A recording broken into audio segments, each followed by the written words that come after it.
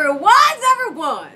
I'm happy to be back, goddammit. I'm back with the motherfucking jump off. Love and hip hop Atlanta. Let's get into these notes right quick, right fast. Alright. So old messy ass Dawn. Okay, like for real, Dawn, I tried to respect your hustle, bitch. Okay, I tried with you, but you do the utmost. Okay, you do the utmost. You low-key hating like a motherfucker on Mimi. Hold up, y'all. Let me turn this air conditioner off so y'all can really hear a bitch. Okay? Because this is just no. Who in the fuck need enemies when you got associates or so-called friends like Dawn?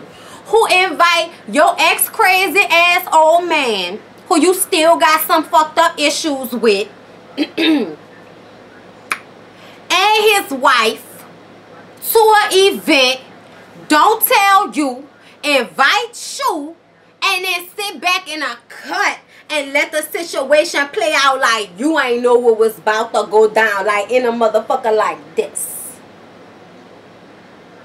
No. No, no, no. Y'all, I almost feel like Dawn and Nico the ones who really all in it together. Who the fuck has a fashion show for waist trainers? Did we really need, like, y'all, I'm through with the waist trainer bullshit. I'm so through with that shit. I don't do it. I feel like the best way to do it is just get in the gym and work out. Your body shape is your fucking body shape. I feel sorry for you box shape bitches. I really do. Okay? But all I'm going to say is if you ain't going to go get surgery, bitch, please stop concaving your lungs and your rib cage in on some fuck shit. But I ain't trying to stop nobody money, because I know that's how you young ladies get y'all hustle on these days, by selling these hoes waist trainers, weaves, and, you know, cute, cheap outfits on Instagram. I know that's what we do these days, and that's all well and good. We going to just move along. Margot, I want you to find a personality and stick with it, okay? Because, bitch, you're crazy, okay? Like, I tried to give you the benefit of the doubt, but you're crazy. Yes, you give me ultimate life with your cheekboneage. Yes. Okay? But you trying so hard to prove that Nico is not a fucking grimy-ass, sleazy-ass dude, just to prove that you didn't marry some grimy-ass, sleazy-ass dude. Girl, stop. Stop it right now, because you're only making it worse, sweetheart. We're only looking at you like you're even dumber. Because how are you going to believe the nigga that lied to you from the very beginning? You didn't know what the fuck was going on until after this shit had already came out and you had to find out. Ain't that what you said? Y'all correct me if I'm wrong. If I'm wrong, it don't matter, because he's still grimy. And you don't even see that what he doing to Mimi is fucked up. How you going to sit up there and put your finger all in that lady face and tell her, I'm going to tell you what you're going to do? You was too happy to piss her off, you crazy ass, okay? You was too happy to piss her off. And I don't know, are you really mad and jealous? Because I heard you was sleeping with somebody at the same time that Nico was sleeping with Mimi. Y'all had somewhat of an open marriage. You sitting up there talking about it wasn't open by choice. Bitch, then that's not an open marriage. Nigga cheating on you. Nigga not really with you. He making you okay with the fact that he can just go and do whatever the fuck he want to do to make this bread, and you just got to deal with it. And you gonna sit up there and act like, oh, it's all on Mimi. No, bitch, it's all on you. It's all on him, because you still sitting up there defending him. When at the end of the day, in grand scheme of things, if you could zoom the fuck back and look at this entire scenario, how is it that you believe that he didn't set it up when he mind fucked her into giving up 25% of her book? If he wasn't the mastermind, why would he think? Why would he even come into his mind to take a percentage of her life story because they did a porno together?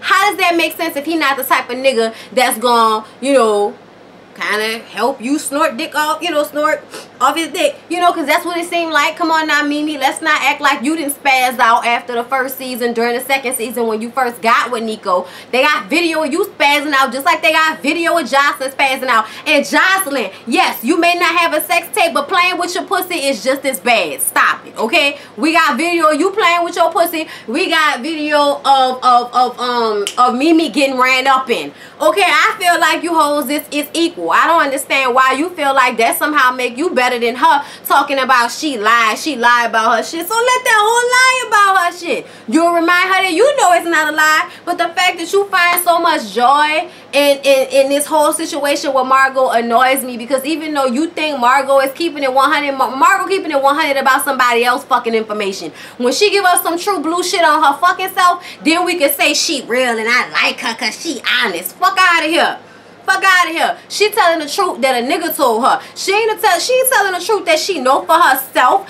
Y'all, this whole scene pissed me off, okay? And then Arian sitting up there having a conversation with this bitch. What the fuck you talking to her for? Whatever she's saying don't matter. I honestly feel like Nico and Mimi probably decided to put out that sex tape together. Like we have always said, this is not any new shit. We don't believe that bag, you know, in a thing story. No, we don't believe that. I do, however, believe a nigga grimy enough to record your fucking phone conversations and to jip you out of 25% on your book when you was obviously in a bad way.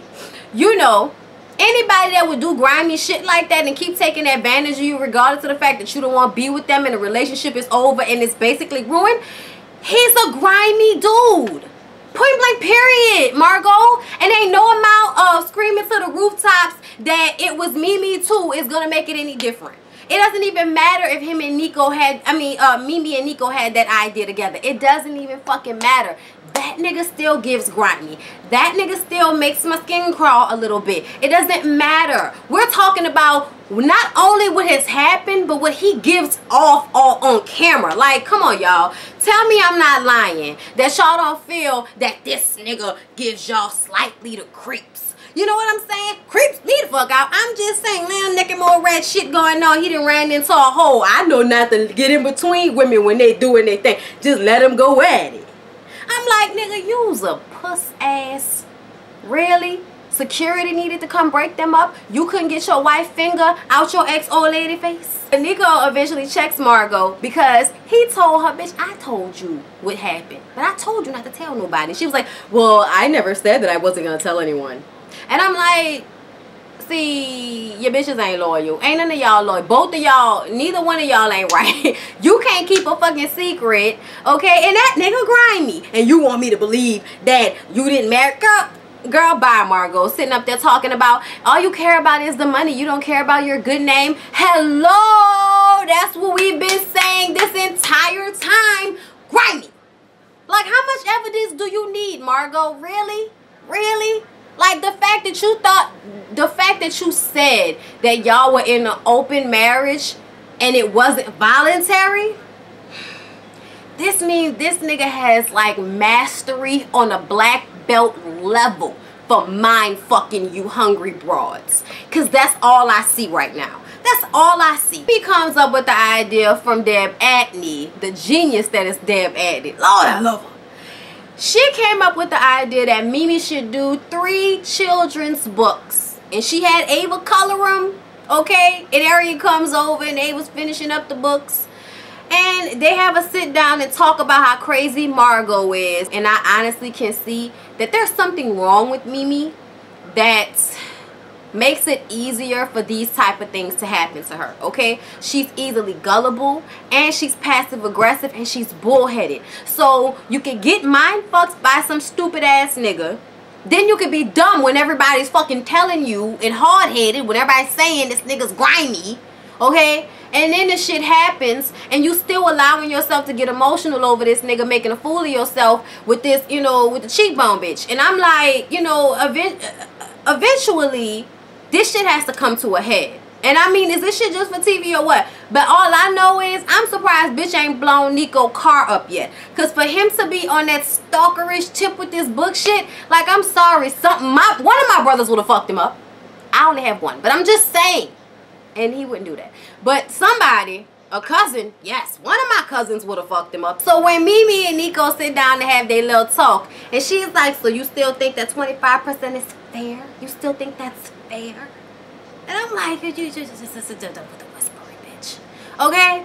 I'm like, why are we going through this? Just smack the fucking 3 children's books on the table and let's get the fuck out of here. But no, we gotta sit down and have this whole long talk in which we basically come to the conclusion that if she don't release the books the right way, and, you know, fulfill her contractual obligation, he is going to call the broker who got the deal for them and I guess prove that Mimi is the one who hooked up the whole sex tape thing. Is that going to change my feelings about Mimi? No. Is that going to change my feelings about Nico the Freako? No. It's not at all. You're still grimy. She's still stupid. Why couldn't Kirk drop Baby bopping her droopy ass lip off to somebody's hotel, motel, Holiday Inn? Or couldn't she stay her ass in the car with the driver while he went in and handled this situation with the auction? Y'all, Rashida baby decided that since Kirk won't play around and be disrespectful as shit, she gonna sell some of his stuff to open her store. So that's exactly what she did. Young Jocko messy ass called him and told him, so he hurry up and turned the car around from Ashley's okay ass performance that she just did. Okay, I'm not gonna, I didn't say that I didn't like what I heard last episode. I watched it, I kind of glazed over. I wasn't really paying attention. Y'all, I was on vacation. I didn't really give a fuck. Okay, but from what I did see, she got a nice little sound to it. She got some sex appeal, but her attitude is completely for the fucking birds. You have no ground to stand on to be that stank. You, Jessica Dime, none of you bitches have like grounds to be that stank. I feel like Jocelyn has made it okay to have a nasty ass attitude towards people just because they get some type of position on a reality show or they fucking some dude that can get them somewhere. I feel like all of these bitches like essentially just want a producer that they can fuck into doing everything that they need for him to do, because all y'all talking this shit about, oh, I need somebody that can only be dedicated to me. Nobody is only dedicated to one artist and making fucking money. Even Clive Davis wasn't solely dedicated to Whitney Houston or Mariah Carey when he was running them to magically vocal hoes. Okay, like, so for all you basic bitches that want to rap and sing but decided y'all needed to suck a dick or be a stripper first, y'all need to calm the fuck down. Y'all really feel like y'all got way too many, like, you know, y'all feel like y'all got balls out this world and y'all really don't. And it's just sad, because I really miss the days when they used to make people work for their fame or work for their stardom or work for their success. And nowadays, if your ass is big enough and your attitude is stank enough and you can turn on in front of some fucking cameras, then you can get on the fucking show and feel self-important. And I think that's what happens here with these young women. Oh, I'm on Love and Hip Hop Atlanta. Let me completely spaz the fuck out and be disrespectful to everybody because I gotta make a name for myself. Over it. Over it, okay? Like, it was just ridiculous. I mean, yes, everybody likes Jocelyn just like everybody likes Stevie J, but it's the same thing with the New York cast. You can't make everything work for everybody. I'm sorry. Some of you hoes are just not likable, and that's what it is. And Ashley, I'm sorry, boo, you are not likable. I'm sorry, you're not. You're disrespectful, Rashida, opening up your mouth, talking about y'all don't need to address me when her mama asked who the fuck you were and why you were there. You should have just been quiet or when get your ass back in the car. You getting in a confrontation with Rashida and her fucking mama like you got some feet to stand on next to Kirk, and his dumb ass don't ever turn around and check you. Y'all, I don't know why I'm letting my pressure get high, because I know this fucking storyline ain't real. Kiss my ass, Rashida and Kirk, with this fake ass fucking storyline, and y'all got me getting all upset because in real life a bitch would have punched both of them hoes in their face, Kirk and the bitch, okay, and dragged her out by the little hair she got left, talking about I'm not the reason why he cheated on you, bitch. Oh my God, Rashida, really? And that's why I don't believe it, because in no world would somebody still be with a nigga after all of this type of shit on television that got your type of self-esteem and your good looks. And nobody would have not fucked Baby bopping her bottom lip up for that type of disrespect that she was doing with this young old shit. You could be as young as you want to, bitch. You're still not prettier than Rashida. Let that blend. Let that melt down. Okay, that's if we was gonna act like the storyline was real. Okay? Now, Rashida, when you told the bitch you was gonna tear up her contract, you should have meant it. Because you screamed it out in front of all them people after she put your business on Front Street. And I didn't see anybody tear anything up. When you and Kirk had your little sorry ass conversation in which you admitted to being wrong for selling his shit, which I would not have done. Yeah, nigga, I sold your shit. You shouldn't took that money without talking to me. You shouldn't be bringing that disrespectful ass bitch around me talking about it's my fault because her tour had to get turned around. The fuck? Who even knows her? Bitch ain't got a YouTube video. Give a fuck about her tour. And you gonna let that bitch disrespect me off GP? She shouldn't even be working with D-Lo no more after she talked to Rashida like that. But it's gonna go down under Kirk roof, huh? Because he'll let anybody disrespect his wife, huh? Y'all get out of my face. Shit ain't real. I ain't got time for y'all. Okay, so y'all, Stevie could have had them rings around his waist. Roxanne! Around his wrist. Okay? He could have been in jail fucking around with you bitches. But the judge said that that shit was completely out of box. So he's not going to jail. They're going to meet up later, convene later. He not in jail. Thank you, Jesus. Okay? Stevie is not in jail. Okay? And he decides that he's going to be the ringmaster of the circus for his daughter as a surprise to show her that he's out. And he, you know, surprised her and she was so happy to see him and it was so cute. And him and Mimi had a really nice conversation after about the shit that's going on in their lives. And it's just nice to see them come to a point when they can have conversations without arguments. But it's also very plain to see that she still loves him. And it is sad to watch. It is a little bit inside me. I just be like, oh, Mimi, let it go. Like, I know she still loves Stevie. That's why she still be sitting up there being mad and dealing with stupid shit. Mimi really should be at a level in her life when a nigga like Nico could have never even stepped to her door without her knowing that he was fucked up. You know what I'm saying? But hey, you know, some people learn at their own pace. Kadia, goddamn it, Kadia, you thick ass bitch, you getting a massage. Okay, always got them titties out. Bitch, put them titties away. Gonna sit there like this the whole time. Got a whole fucking sheet right there, but just gonna hold the titties, like barely holding the titties. The nipple almost short. I almost saw areola, bitch. Put them titties away. Y'all, Jock the Monster came to try to get Kadia back, okay? He's still claiming he ain't fuck baby mama number 4. Y'all know Grandma Jaws. Child, please. You know you weighed into Grandma Jaws' old ass twin baby cakes. Okay, you know you did, okay? Kadia, and you just seem like such the cliche made but desperate for a man woman. As soon as she find a man that got dick good enough to make her eyes roll back in her head, she's committed, okay?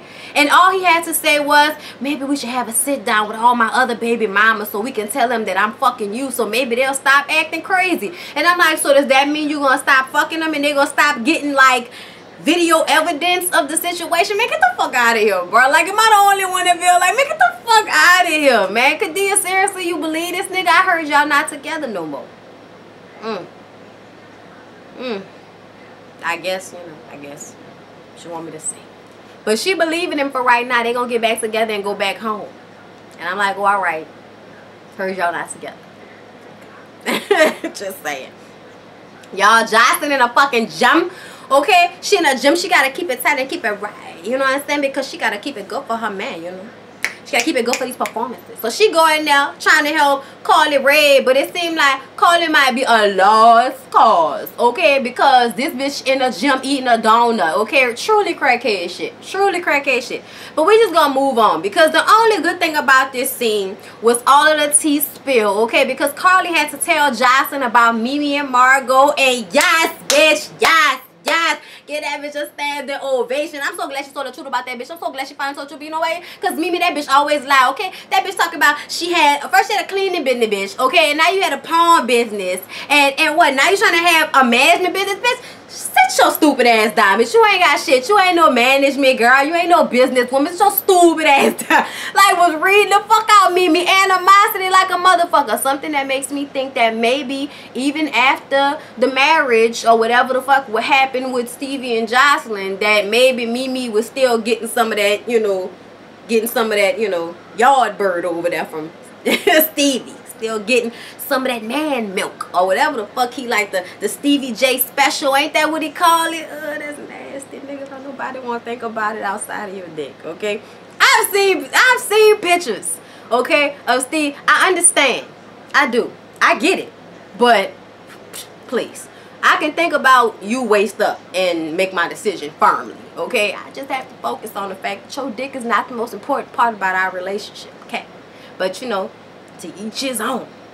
Carly also had to be the messy bitch to spill a tea about Stevie and Mimi being in management together, in that business together, and them possibly working with Jessica Dime. Now, you don't even have all your information to know that Stevie never even met with that bitch, and that's not even on go with Mimi because of the situation that happened at the studio with their ignorant asses getting into it in front of, what's your boy name? Come on, y'all, Jazzy Faye. Okay, Sierra, call Jazzy Faye, bitch. Ugh. Tired of y'all. I can't stand when people don't want to get back with the people that made the best music for them all. We gotta argue with you and shit, trying to tell you something. Anyway, I'm trying to tell you something that you need to work with Jazzy Faye. That's what the Lord's trying to tell you.